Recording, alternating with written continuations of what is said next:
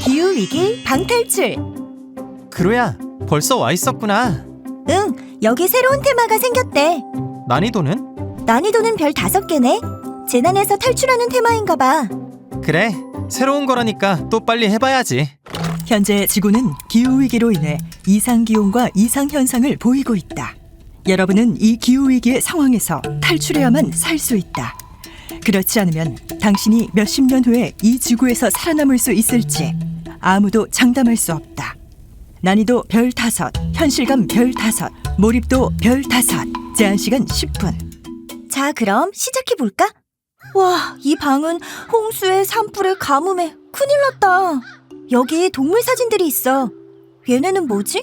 호랑이, 판다, 여우, 돌고래인가? 여기 옆에 편지가 있어. 여러분들이 나를 알게 되었을 때 나는 이 세상에 더 이상 존재하지 않을지도 몰라요. 프롬 벵갈 호랑이, 자이언트 판다, 북극 여우, 벨루가. 내가 제일 좋아하는 동물이 판다라서 자이언트 판다에 대해 들어본 적 있어. 기후위기 때문에 판다의 서식지인 대나무 숲이 사라지고 있어서 자이언트 판다가 멸종될 수 있다고 들었어. 그러면 이 동물들은 멸종위기인 거야? 편지에도 존재하지 않을 수도 있다고 적혀 있었잖아. 그런가 봐.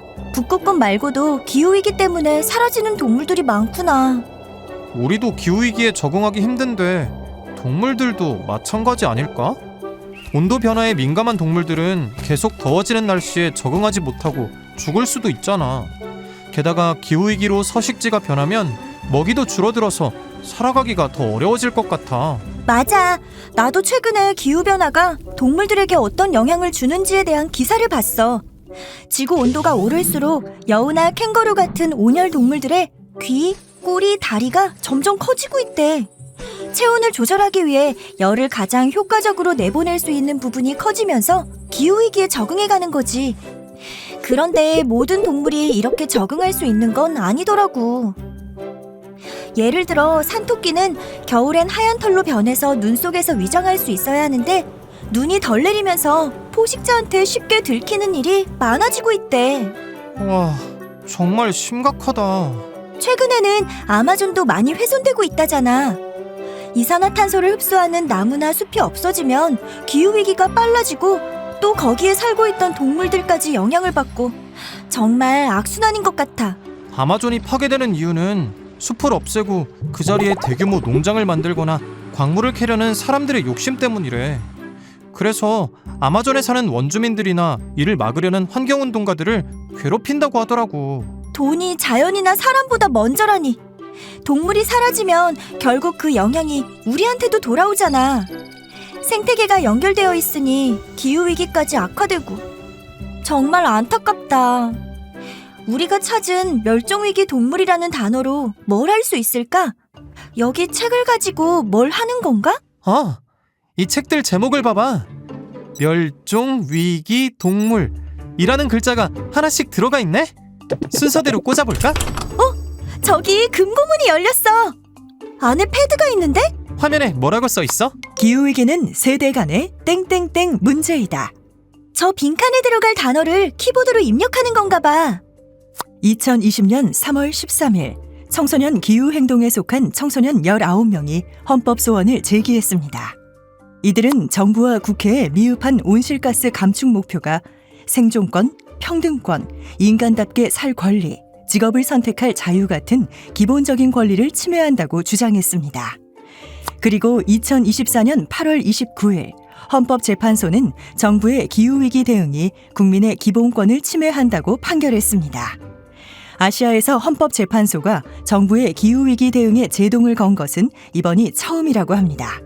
이번 판결로 인해 정부는 탄소 중립 계획을 다시 세우고 관련 법안을 마련해야 할 것으로 보입니다. 소송을 낸 사람들 중에 우리 또래 청소년들뿐만 아니라 아기들도 있었대.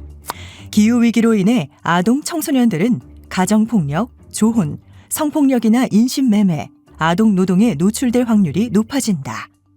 기후위기로 분쟁이 발생하거나 기후난민이 발생할 경우 아동이 위험에 노출될 가능성이 높아 기후위기가 우리한테 이렇게 큰 영향을 주는지 몰랐어. 나도 그래. 그루, 여기 뉴스 좀 봐봐. 지금 태어나는 아가들은 기후변화의 가장 큰 부정적인 영향을 이제 경험하고 있고 경험을 하게 될 것입니다. 2100년이 되면 80세가 될 텐데 높은 시나리오로 계속 현재대로 갈 경우에는 지구온난화 5도에 해당되는 그런 영향을 받는다. 결국 과거에 온실가스를 너무 많이 배출해서 우리가 그 영향을 고스란히 받는 거구나. 예전처럼 살지 못한다고 생각하니까 억울해. 이 문제를 지금 해결하지 않으면 미래 세대가 계속 재난과 어려움을 겪어야 하잖아. 그건 너무 공평하지 않은 일 같아. 불평등? 불평등으로 한번 쳐볼까? 맞췄나봐. 저기 TV 앞으로 가보자. We are sinking, but so is everyone else.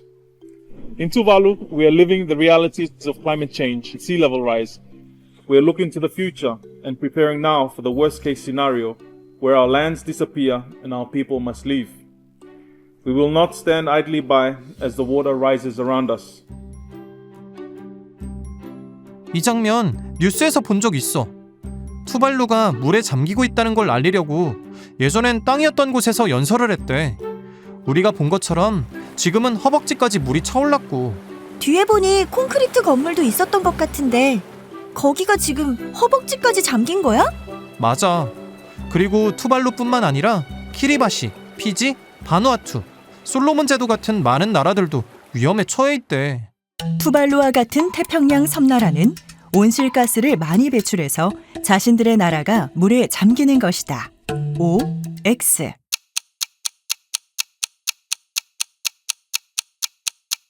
이런 섬나라 사람들은 오래전부터 자연과 함께 살아가는 방식으로 생활해 왔기 때문에 온실가스를 배출할 일이 적을 것 같아. 맞아.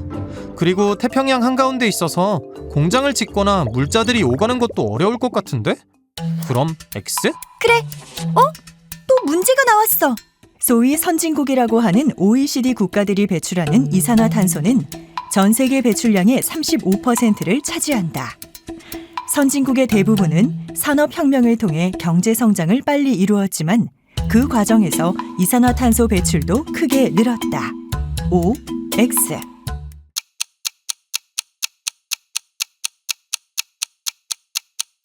OECD 국가들이 이산화탄소 배출의 35%를 차지한다고? 생각보다 엄청 많네. 그러게. 우리나라도 OECD 가입국이잖아. 이게 사실이면 우리도 이산화탄소 배출에 한몫하고 있는 거네? 맞아. 선진국들은 산업혁명 때부터 공장을 세우고 기계를 돌리면서 경제성장을 했잖아. 근데 그때부터 이산화탄소도 엄청 배출됐을 거야. 그렇지. 반대로 생각하면 선진국들은 오래전부터 돈도 벌고 기술도 쌓았으니까 이제는 기후위기를 막기 위해 더 많이 책임져야 하는 거 아니야? 나도 그렇게 생각해. 기후위기의 원인을 만든 나라들이 오히려 피해를 덜 보고 작은 섬나라들이 더 큰 피해를 보는 게 너무 불공평해. 그러니까 그러면 이번 문제 답은 O로 간다? 전 세계에서 가장 부유한 50명의 개인 전용기, 대형 요트 등 사치스러운 소비와 투자로 인해 발생하는 탄소 배출량은 세계 하위 2%, 즉 극빈층 1억 5,500만 명의 소비로 인한 배출량보다 많다. O, X.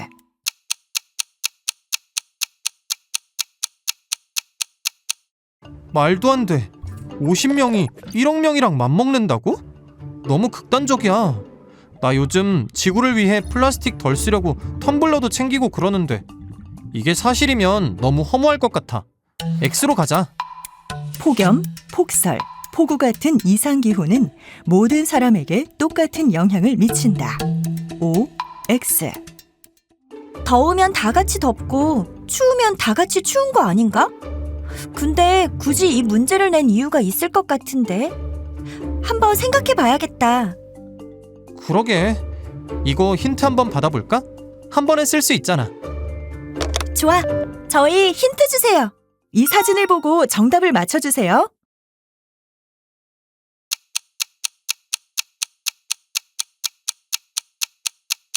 아, 사진 보니까 바로 알겠다.